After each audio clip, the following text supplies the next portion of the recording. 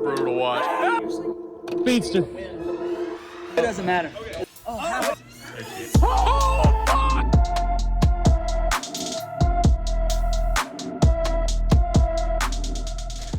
Hello and welcome to the first official Avenger League weekly preview. I say official, week 0 doesn't count. It never counts. You all knew your draft grades. You all knew what to expect. That was preseason for me. Week 1 is here. We are fully in the regular season. Got to get back into regular season form. Got to get back into shape. And we're going to do that right here. So just a rundown of the agenda, kind of some changes I've made to the format. I'm tired of talking for an hour and a half. I know some of you enjoy it. Some of you probably don't watch the full hour and a half. Most of you don't. I wouldn't. You're insane. So the way it's going to start, we'll wrap up, typically we'll go through the intro. Normally I'll have some standings, some recaps to kind of go over. But obviously this week we don't. So instead of doing that, I'm just going to tell you how I'm going to do it. You may have noticed in Discord, people that pay attention, that we will have a weekly wheel of some superlatives to go through for each week. So I'm going to go ahead and pull that up, and that'll be the first thing we do every single week. So let me go ahead and just pull that bad boy up. Wrong screen. There we go. So here's the wheel. The superlatives we have: highest scoring loser, self-explanatory; smallest margin of defeat, self-explanatory. Oh, gross. I'm sorry. Lowest scoring starter, so lowest scoring person in a starting lineup, which includes defense, which will probably be the winner, I assume. I hope anyway. Highest scoring team, self-explanatory. Longest win streak. Now this one is going to be a little bit complicated. If we get it today, if when I spin it we get it week 1, it'll just be the last person that loses. And if there's a tie, I assume we're going to go off points. We can talk about that if it happens.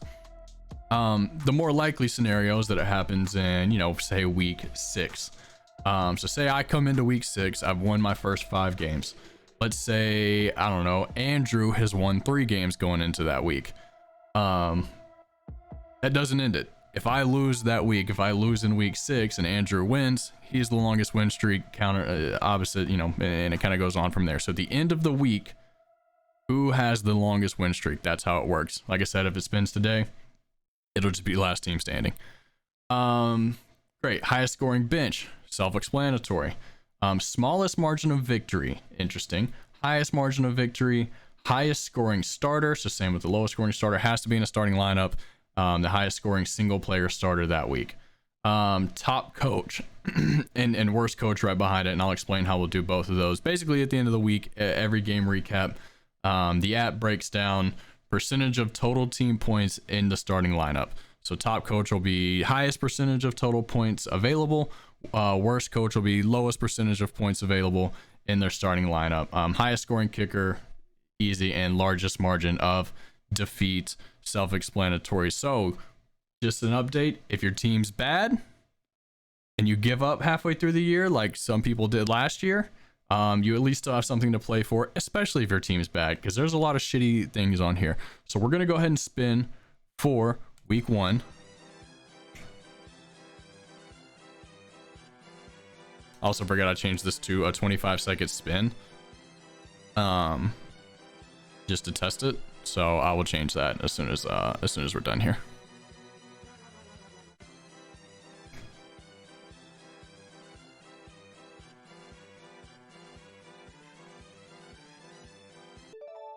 Top coach. So highest percentage of points in your starting lineup. So make sure you nail those down. Make sure you get your starters and your bench in order. So that is the most exciting addition to the Avenger League weekly previews.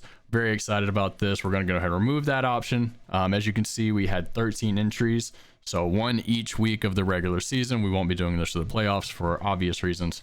So 12 left. Top coach. Let me go ahead and write that down so I remember. Fuck, I don't have a pen. There it is. Fuck, it's out of ink. It's all right. It's on video. Everybody remembers it. Okay. So now we're getting into the actual matchups, the actual teams. So last year, a lot of what I did, let me go ahead and get back here so you can see me. A lot of what I did was just going through and breaking down each individual player. on each team, which is fucking stupid.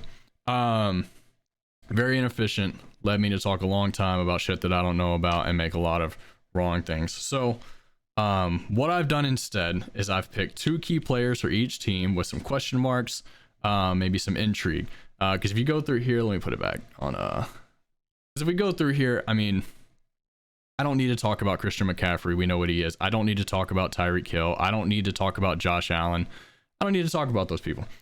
So what I've done is a couple people that interest me on each team, and are key in each matchup. So whether that be, you know, playing a defense that may not allow for some points, or a lot of week 1 is what the fuck is this person gonna do.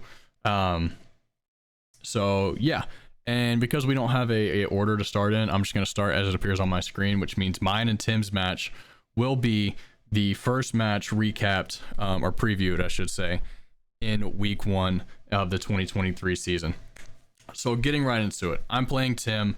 The projections up front, projections have me beating him by 9 points of the score of 114 to 105.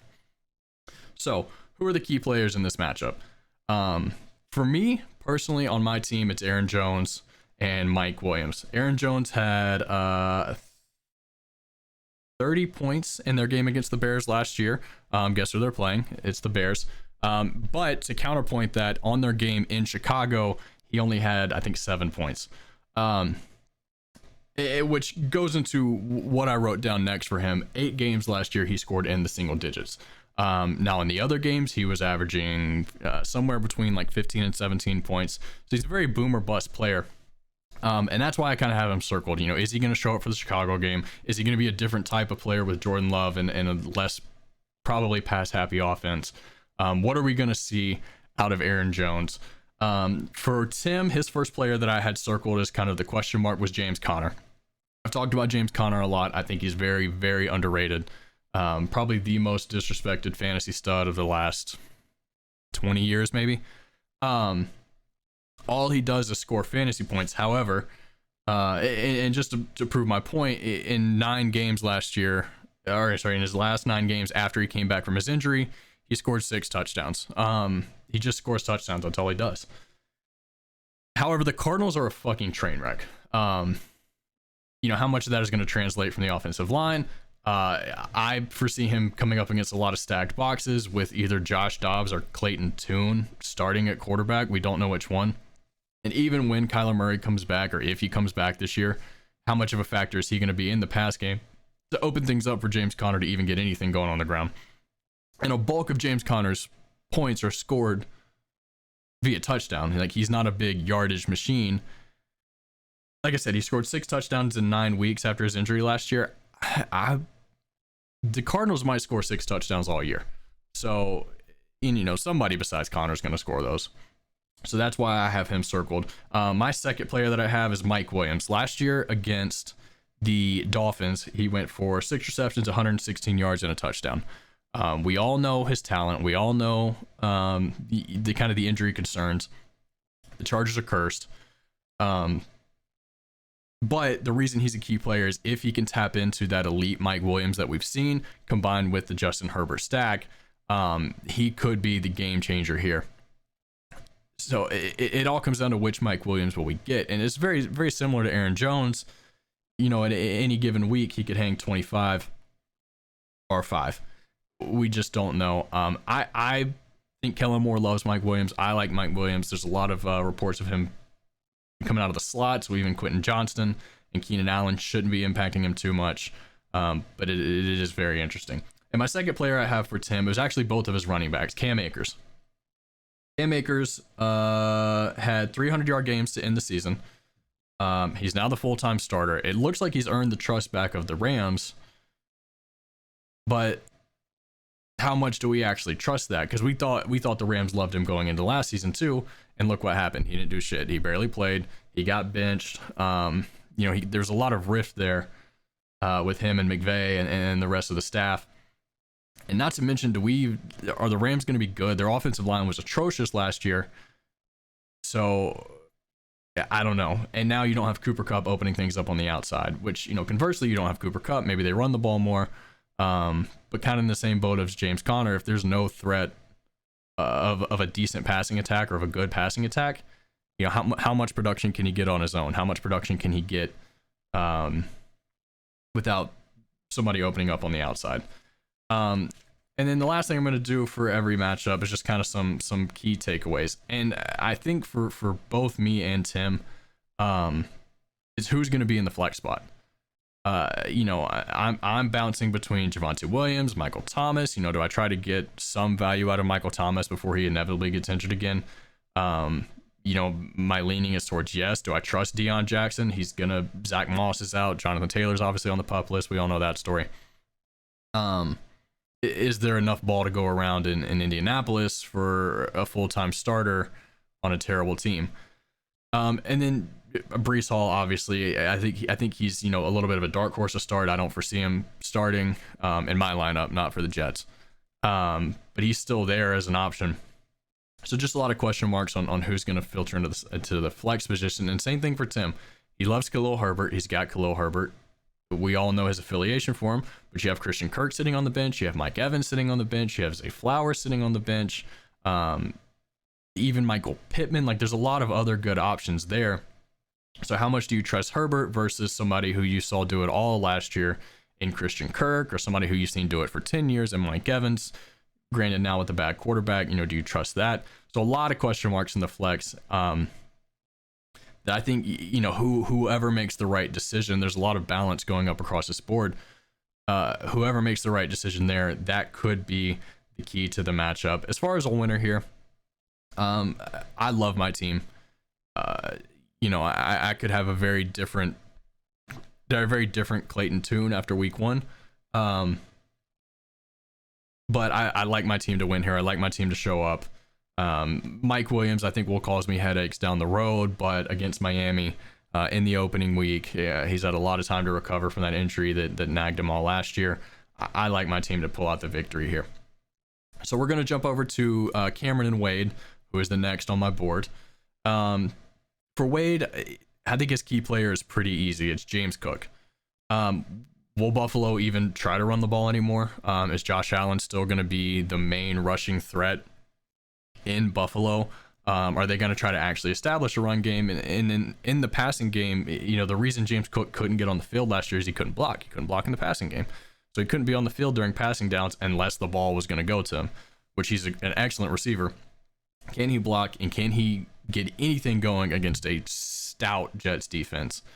Quentin Williams just got paid. That front seven is insane. Obviously, Sauce Gardner on the back end. You know, can the Bills as a whole get anything going? And more importantly, can James Cook, in kind of a new role as a lead back, get something going?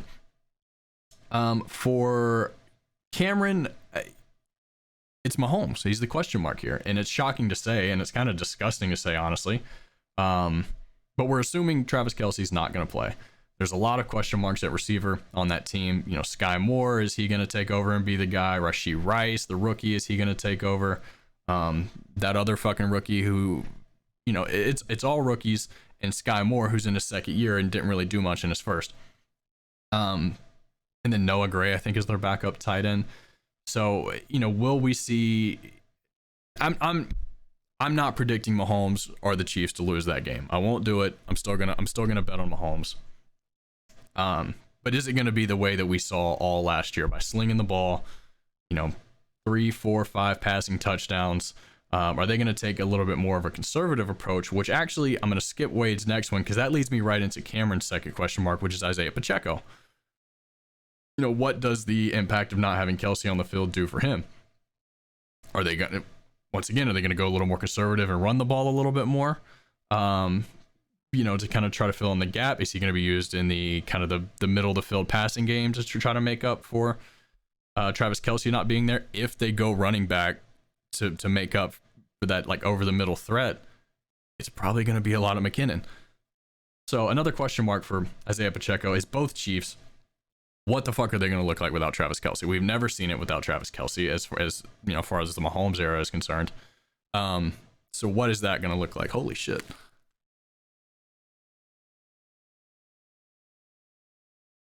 Damn, nobody wanted to tell me my hair was all over the fucking place. It's embarrassing. What are the Chiefs going to look like again? And to that point, what the fuck are the Lions? Is the Lions defense going to step up? Or are they going to be good? Like I said, in week 1, we really just don't know any of these things. But we know that Travis Kelce is probably not playing on Thursday night. So going into Wade's circle, Wade's next question mark is Darren Waller. Very, very hyped this offseason. We've all heard Tim gush over Darren Waller. He's in a new offense. He's out of Vegas, where reportedly there was a lot of beef there between him and McDaniels and everybody else in McDaniels. But now he's got Dable, who's just an offensive genius, I think. He's got Daniel Jones, who really can't stretch the field, so a tight end's kind of his best friend. But going back into kind of my Cardinals Connor debate, how much are the Giants realistically going to score? And is there enough left for Darren Waller? Daniel Jones is going to get some rushing touchdowns. Obviously, Saquon Barkley is just going to get run into the ground. You still have Hodgins and that other fucking Jalen Hyatt, who will probably be competing for touches on the outside. So where does Darren Waller fit into the offense? And is there enough to go around in New York for a passing attack that realistically is not going to produce that much? What did Daniel Jones have last year? Like right at 3,000 yards, if that. They're not going to be an air the ball out team, and there's a lot of competition there. And how does Waller, and also his health? I mean, that's always going to be a concern with Darren Waller. We really haven't seen him put a healthy season together in a couple years. So that's another one to keep an eye on. So as far as some other key takeaways, Cam it's all about the flex too. Do you trust Drake London? The Falcons really aren't throwing the ball. You have Desmond Ridder, who is a complete question mark. Don't know anything about him. Drake London, obviously an insane talent. We saw him in college, even flashes last year with a just piss poor quarterback room, with Marcus Mariota throwing to him. Or do you go for the other second year wide receiver with an unknown at quarterback? It's Jahan Dotson. Personally, I'm looking at one's playing the Cardinals and one's playing the Panthers. Two very, very bad teams. The only thing I can tell you is that Atlanta's more apt to just run the ball forever. Maybe the Commanders actually let Sam Howell try to get some reps in. That's really my only tiebreaker there. As far as a winner here, I'm still going to go with Cameron. As much as I talk about Mahomes, maybe not doing insane things like he did when Travis Kelce's in the lineup. When you look across the board, the two biggest, I guess, weapons that Wade has is Jalen Hurts, who can very easily be neutralized by Patrick Mahomes, and Austin Eckler, who will be, is reported to kind of take a step back in the running game. Obviously, he's going to be incredible in the passing game. But now there's 3 healthy elite wide receivers, borderline elite wide receivers in LA. So there's a lot of competition there. But I like Cameron to pull this one out. Yeah, that's it. That's the whole thing. Anyway, now on to Raleigh and Andrew, which I have starred as my match of the week. And there's a couple reasons. You may be looking at it like, oh, Raleigh was projected last place and Andrew was projected first place, undefeated.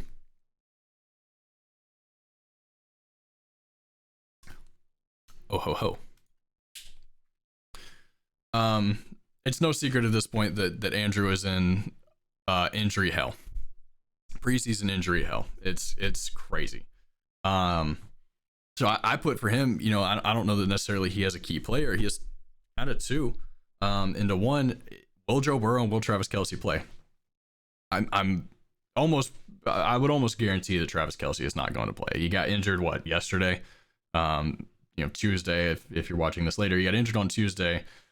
They've got to suit up on Thursday. I realistically, I don't see it. Maybe as a decoy, maybe he suits up if he can even get cleared for that. I don't trust that is playing. And Andrew has yet to pick up a tight end as a contingency plan, so we really don't know what his lineup's even officially going to look like. And same with Joe Burrow. There's more of a reason for me to think that Joe Burrow might suit up. His injury was a while ago. It may not be 100%, but I could see him suiting up and at least getting out there. But even at that point, what is he going to be? They're playing the Browns. Will they lean on Mixon a little bit more?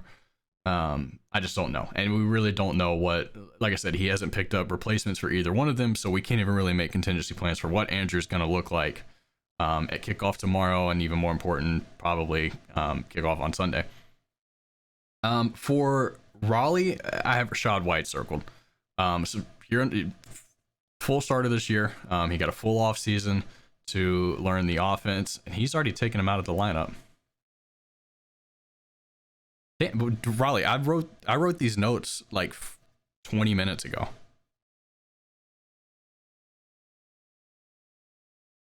What the fuck? All right. Well, this is good news because I think I had David Montgomery in my takeaways of he's going to start him. So there we go. He's starting David Montgomery. I got no notes prepared for him, but Lions running backs were useful last year for the most part. Not insanely useful, but they were. Will Gibbs take over? There you go. There's my questions for David Montgomery. Fuck you, dude. You can't text me your moves before you do them? That's fucked up. Also for Raleigh, I had circled Raheem Mostert, who is now also out of his lineup, which fucking sucks. So, but good. Now I get to talk about T. Higgins. I'm gonna make a prediction here just for Raleigh on his behalf. If Joe Burrow is named or is deemed out by Sunday, Raheem Mostert will be in the starting lineup. So I'm gonna talk about him anyway. He's taking over for Jeff Wilson. He did have actually some pretty good games last season when Jeff Wilson was out. Obviously, when Wilson comes back, he's going to take over as a starter. But the real question here is that Achane kid ready? Achane? Whatever. Is he ready? When will he take over? Is he ever going to take over? How much of it is preseason hype? How much of it is rookie hype? How much of it is real? I would imagine in the first week, especially going on the road to LA and playing a tough Chargers team, you would see more Raheem Mostert, somebody who's established, more of a known. But who knows? Mike McDaniels is a crazy motherfucker, so who knows what he does. And for Andrew's next key, I have Calvin Ridley. We all know Calvin Ridley's an insane talent. He's crazy good at wide receiver, but he's in a new system. He hasn't played football in nearly a year and a half. Trevor Lawrence already has some established rapport with Christian Kirk and Evan Ingram and even Zay Jones. So, where does Calvin Ridley fit into the equation? We think he's clearly the best wide receiver in Jacksonville if he's stayed up to what he was pre-suspension. But how does that impact and how does that fit in right away? I think week one you could see a little bit of leniency towards Kirk and Jones and Ingram just because there's more of that known factor between them and Trevor Lawrence. I do think Calvin Ridley's going to have an insane year, but I think it might take a week or two. I could be wrong. He could just go for 170 yards this week. My key takeaways here. I mean, for Andrew, there's nothing to talk about except for Burrow and Kelsey. That's it. But I do legitimately think this is the most intriguing matchup of the week. And why I started match of the week. I think Andrew taking a loss early because of injury, and if these are lingering injuries, it could derail his entire season. He's going to have to lose 2 bench players, most likely, just to fill in for those spots. So who does he drop? Who does that leave available? Is Alvin Kamara going to hit the waiver wires? Since he's still dealing with the suspension. There's a lot of useful people on his waiver wire, on his bench, that if they hit the waivers, would probably be taken pretty quickly. And Raleigh, his team is so unknown. We don't know what David Montgomery is going to look like in Detroit. We saw Kenneth Walker a little bit, but he's not established. He's a young guy. Do the Eagles have a Super Bowl hangover for AJ Brown? What is Lamar Jackson going to do even now with his new contract? And is he going to stay healthy? T. Higgins, Raheem Mostert, Rashad White, all these people I talked about. We're going to learn a lot about Raleigh's team this week and what kind of season he's going to have. Is it going to be the shitter that we all thought it was? Are some of these guys going to kind of take that next step? But I do think, in the shocking upset of the week, because we have to assume Burrow and Kelsey aren't going to play.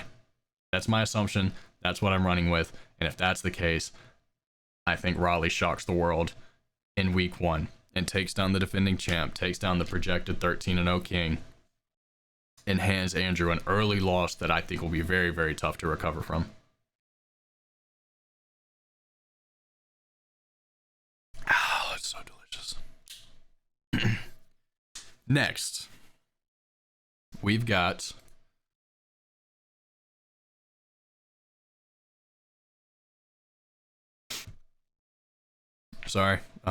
AB's at school and I drove her, so I was making sure I didn't have to go pick her up. Next, we've got John versus Ashley. Another very kind of interesting matchup. If I look back, I think they were, never mind, John was last, Ashley was fourth. They're not even close. So some obvious players to kind of key in on for John, both due to health reasons. J.K. Dobbins, he's been hit or miss on whether he even plays the last couple years. I did have written down here in his last 8 games last year, he was averaging 5.7 yards per carry, and in those 8 games had 520 yards and I think 2 or 3 touchdowns. So when he's healthy, I mean, he's producing at a high rate. I also remember that most of those games were with Tyler Huntley at quarterback and not Lamar Jackson, so there was a lot less desire to throw the ball, and you didn't have the elite or decent running threat at Huntley, but not the elite running threat that Lamar Jackson is there to take away some of those carries and to snipe a few touchdowns. But still, it's been 3 years since we've really seen him put together a full season. Can we see him do it consistently, and more importantly, can we see him do it in week 1 against a bad Texans defense? And so if he doesn't do it in week 1, I don't think he's going to do it. For Ashley, I looked at Chris Godwin. I do think Godwin's going to have a decent season, maybe even a good game this week. He's got a very, very favorable matchup against the Vikings, who are just giving up receiving yards left and right towards the end of last year, or really all of last year. Can we trust Baker Mayfield, or is Kyle Trask even there? I don't even know who's behind Baker Mayfield at this point, but my gut answer is no. Kind of the counterpoint, Chris Godwin being more of a possession receiver, kind of over the middle threat. He may end up being Baker Mayfield's best friend and fucking around and putting together a pretty decent season. Back over to John. I circled Deebo Samuel. We're obviously probably going to see Brock Purdy eased in to start the season. He's coming off that shoulder injury. People don't even know if he was going to start week 1, if he was going to be ready to come back yet. So, question marks there with Brock Purdy. And then them playing, a Steelers team that has a lot of hype coming in. They're playing in Pittsburgh. How conservative are they going to be? My vote would be we're going to see a lot of Christian McCaffrey and Elijah Mitchell. I think Deebo may have the most production. This may be the most rushing production he has all year just because of that. But I think they're going to be very limited in the pass game, at least to start the year. So it's where is Brock Purdy at in terms of his full recovery? Is he fully ready to go? Which I know he's starting, but at what level? And then Ashley, Kyle Pitts. Who the fuck knows? He's an incredible talent. He for some reason wasn't getting passes last year. We don't know. Yeah, I mean, it's Kyle Pitts. We all know the controversy there. We all know why that's going to be a key in this matchup. And so some other takeaways. Cooper Kupp, he's probably not going to play week 1. They still have him listed here as playing, projected 16 points. But I think we're all been confirmed that he's not going to play week 1. If he doesn't, I think we'll probably see Terry McLaurin, maybe Quentin Johnson if he's feeling spicy, but it's probably going to be Terry McLaurin. Come into the flex for John, and then what does that do for his season? We already have him kind of projected very low. Can this season take an early turn if Kupp doesn't play, is announced to be out for a few more weeks, or God forbid he does play and re-aggravates that hamstring, which I don't think is going to happen, that he's not even going to play. And then for Ashley, I have some notes here. She's got Najee Harris, DeAndre Swift, Kyle Pitts, even down there, Juju Smith-Schuster, Ezekiel Elliott, Jonathan Taylor. So many people that have skill that we've seen, have athletic ability that we've seen, are good football players coming off of down years. So Ashley has pretty much put together one of the best bounce back teams I've ever seen, even if you include Saquon and his bounce back last year, Deshaun Watson coming back from but I think much like we'll learn a lot about Riley's team this week, and how far he's going to go, I think we're going to learn a lot about Ashley's team this week as well. Najee Harris playing probably one of the best defense, or not probably, one of the best defenses in the league. If he puts up a good showing against the 49ers, could he be poised for a big season? What kind of usage is Swift going to get in Philadelphia? Can Juju, recover from a couple bad seasons, or is that who Juju just is? Yes, it is. But, in New England, can he be more of a target? Can he force some more throws his way? Is Jonathan Taylor going to play this season? You see all the question marks here. But as a winner, without Cup, I don't see any path for John to really get there. There is the Justin Fields factor of he could go for 45 at any given point. But spoiler alert, I have the Packers winning that game. Sneaky. But I think Ashley takes it this week, especially if Cup doesn't play. I mean, if Cup doesn't play, even his projection dropped from 101 to 97. He'd be, I think, the only person not projected over 100 points this week. And I think unless we get some early showings from some players over here, it could be in for a long season. Which takes us to our last game, and that is Trevor versus Charlie. For Trevor, I've written down Derrick Henry old ? We haven't seen him be old yet. At some point, he's got to get old. When are we going to see him get old? And if it's this year, how early on this year? Is it more of a breakdown over time thing? I tend to think it is. I tend to think he starts this year strong, and then about week 7 or 8, you kind of start to see the breakdown again. But he's coming off a 1,500-yard season. I think he was RB 3 or 4 last year. You're not gonna make a lot of money betting against Derrick Henry. But at what point does he start to break down? And can Charlie be lucky enough that it's this week? For Charlie, I have Bijan written down. These are really the only two teams that I had surefire, first couple round starters listed as question marks, inside a Cup. But, and I guess Kelsey. All right, that was just a false statement that I just said. That was just a lie. And I'm sorry that I said it. But what is Bijan's use going to be? Especially to start the season. He's a rookie. We all know the talent. We've talked about him ad nauseum. Should the Falcons have even taken him? They need so much more help everywhere else. What is he going to do? Is Tyler Algier going to get carries? Is Cordero Patterson going to get carries? Are the Falcons even going to be good enough to make Bijan relevant? A lot of questions. Likely they're playing the Panthers, so the answer to that question is probably going to be, yeah, Bijan will look pretty good. And we'll all crown him, not realizing or not thinking about the fact that he played the Panthers. For Trevor, I have DK Metcalf circled as well. And kind of to this point, it kind of piggybacking over to Charlie's Geno Smith play. Can Geno repeat? Is he going to look like he did last year? Is Geno a guy now, or the guy? And how much is Jackson Smith and Jigba's attendance appearance? How much is Jackson Smith and Jigba going to impact the entire offense in Seattle? Will he take away from DK Metcalf? If Geno Smith does kind of take a step back to his norm this year, is there going to be enough for all three of, Metcalf, Lockett, and JSN? Metcalf had a shockingly good season last year, but it was only because Geno had a shockingly good season last year. So it's all about, can we see that again? And then for Charlie, Odell Beckham Jr. is on the starting lineup, which is just blowing my mind. It's boggling me. It's driving me insane that I have to look at it. But we have to talk about it. He's old as shit. He's coming off an ACL tear. He hasn't played in a year and a half. And Zay Flowers and Rashad Bateman are still there. In a historically run first offense. So yeah. For some takeaways here, I just wrote down Trevor has a lot riding on the Jags hype train. Jags are hyped to shit this year. They've got an easy schedule.